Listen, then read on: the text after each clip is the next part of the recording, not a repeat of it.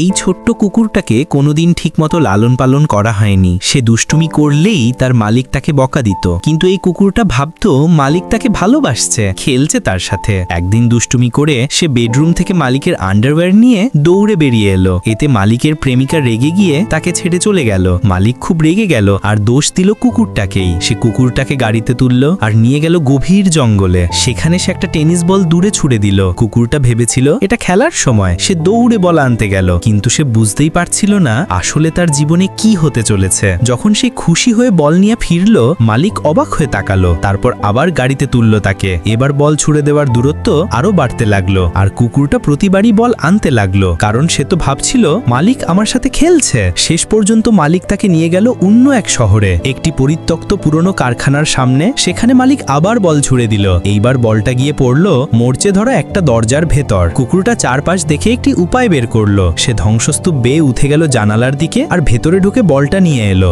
বল মুখে নিয়ে সে দৌড়ে বেরিয়ে এলো খুশিতে, কিন্তু সেখানে মালিক ছিল না। অচেনা জায়গা, অন্ধকার। কুকুরটা ভয়ে কাঁপছিল। সে গিয়ে ডাস্টবিনের পাশে শান্তভাবে বসে থাকলো, মালিক ফিরে আসবে এই আশা নিয়ে। কিন্তু মালিক ফিরে এলো না, তার বদলে সেখানে হাজির হলো দুইটি ভয়ানক কুকুর।